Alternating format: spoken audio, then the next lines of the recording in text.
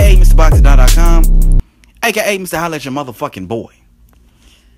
So let me start by saying that this was an epic week for boxing, man. It was a terrific week for boxing. So many good fights, so much drama, so much to talk about, and so much to look forward to in the future. There's just a lot went on this weekend, and I just couldn't be more excited as a boxing fan presently, and also excited as a boxing fan going forward for future fights that we're going to get to see in the future. See in the future. Anyway. All right. We're not going to talk about that shit. Anyway. So, with that being said, on to the task at hand, on to the fight that we're talking about. Terence Crawford versus Felix Diaz. And, this was a pretty good fight. You know what I mean? This was a pretty good fight. All right. Definitely not fight of the year candidate or anything like that because, it was pure domination by Terence Crawford. But, it definitely was an entertaining fight. I mean, Felix Diaz made this entertaining. He was trying, all right, the entire 10 rounds. Felix Diaz was trying to get work in. I mean, he didn't take any breaks. He didn't lay down, all right. He didn't quit. He kept trying. He kept pushing it, all right. He kept trying to get those shots in, and he landed a few good shots in there, okay. Of course, those shots were few and far in between, but he landed some good shots that I could tell affected Terence Crawford from time to time, okay. Of course, he's not going to show this. Of course, he's not going to admit this. But I can tell some of those punches affected him. They just landed a little bit too flush on Terence Crawford's chin. And you could see sweat leaving his forehead off of getting hit like that. Okay, so, Felix Diaz was in there trying. But, he was just overwhelmed at the end of the day. I mean, Terence Crawford, at the end of the day, man, he just offers too much as a fighter. He's too much. All right, Terence Crawford, in my opinion, is the complete package as a fighter. He can do pretty much any and everything in the ring. Okay, but before I get to that, let's talk about what he did in the ring versus Felix Diaz. Okay, so Terence Crawford was in the ring. He started off the fight by jabbing, kind of getting a feel for Diaz, his timing, his speed, getting a feel for his combinations, his habits, those sorts of things. I believe he came out in a southpaw stance, and he just kept jabbing him with that right hand, moving around, circling him. It was a thing of beauty, to say the least. But you can tell that the wheels were turning in Terence Crawford's head because he was thinking that entire time. And while he was thinking, of course, he's letting his hands go a little bit more and more as he's thinking and getting more comfortable with being in the ring with Diaz. And, it was just, you can tell about round 3, you can tell at that point Crawford had attained ultimate comfortability. You know what I mean? Comfortability. Wow, I'm really fucking up the word. But you can tell at that point Terence Crawford got really comfortable, and he started letting his hands go a little bit more, and he started putting those combinations together and really tagging Diaz, okay? Really tagging Diaz with flush, hard shots, okay? Felix Diaz took some punishment in this fight. I don't know if he'll be the same fighter after getting beat like this. He took some flush, hard shots to the face. And I mean, wow. I mean, it was a terrific performance by Crawford because Diaz is no slouch. All right. He's no slouch. He's a good fighter. He has a good reputation, good record, good everything, Olympic gold medalist. I mean, what more can you say?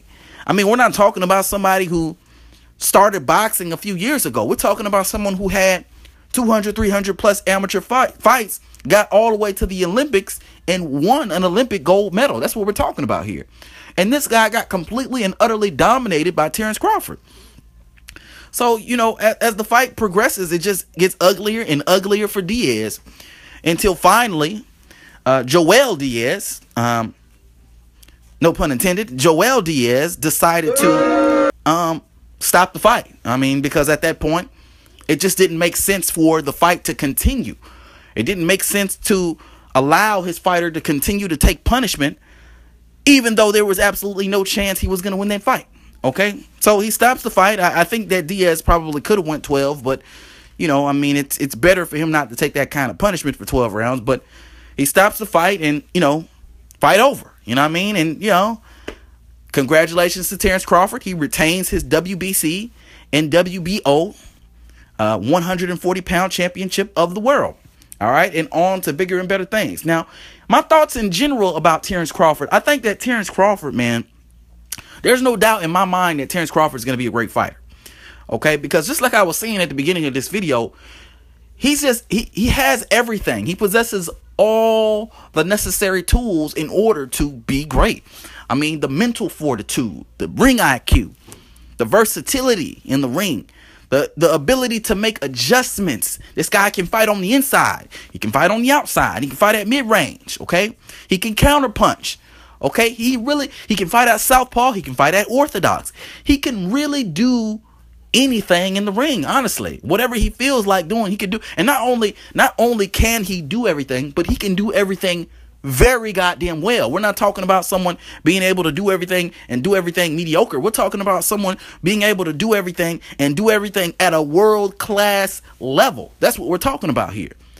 So, when you're talking about a fighter that has that much diversity in his skill set, when you talk about having somebody like that and putting them in the ring with anyone, okay? Anyone at 140, 147, fuck it, 154, okay? There's no way that you can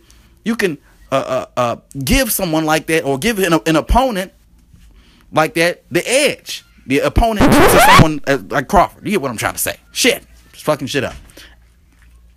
So, with that in mind, at the post-fight interview, Crawford mentioned that he is looking for Thurman as a potential opponent. He called out Keith Thurman, the WBA and WBC welterweight champion of the world.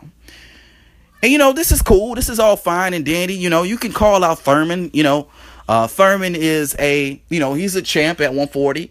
I personally think that Crawford should hold off on fighting Thurman. I think that he should kind of leave that for later on.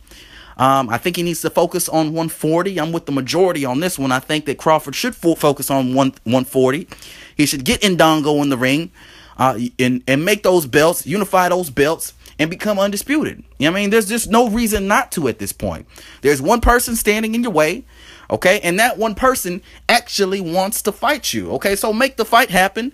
If we got to get some step-aside money in there for his mandatory, I believe, for the IBF, and I'm not sure whether or not the IBF accepts step-aside money, but if we can make that fight happen, that's the fight that we need to go after. So Philip Ndongo wants to fight, make the fight happen, okay? Become undisputed. So, that's what I think he should go after. He also mentioned Manny Pacquiao. And you know what? As far as the Manny Pacquiao thing is concerned, man, I have no faith in Manny Pacquiao. Manny Pacquiao at this point in his career is only interested in the money, okay? But he's not just interested in the money, because Crawford would pay, a Crawford fight would probably pay him as much as anyone in boxing right now, other than, of course, maybe Floyd Mayweather.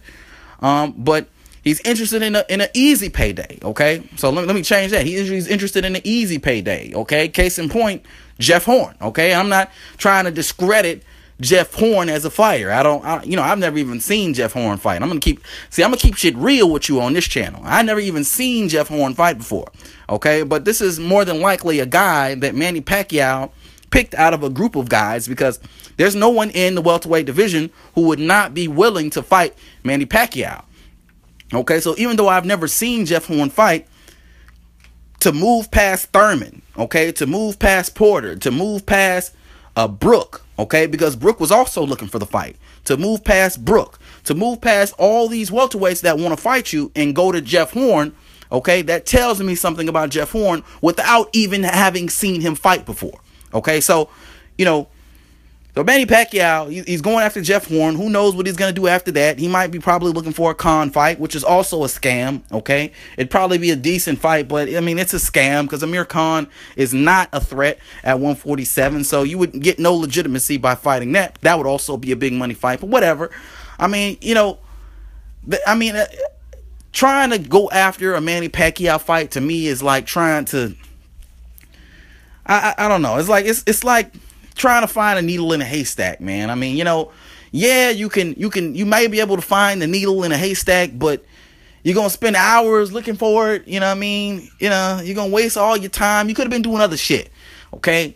Don't worry about Manny Pacquiao. Don't worry about Thurman. Go after Ndongo, okay? Become undisputed, and after that, stay at 140, maybe for a few more fights. Fight a few more solid competitors at 140. Not even solid. They don't even have to be solid. They could be It could be bums, okay? Fight a few more decent guys at 140, whatever. All right, and then go ahead and move up to 147 and challenge the belts at 147. Okay, and as the undisputed champion at 140, you'll be put first in line for a shot at all those belts at 147. You know what I mean? So that's what I think should happen.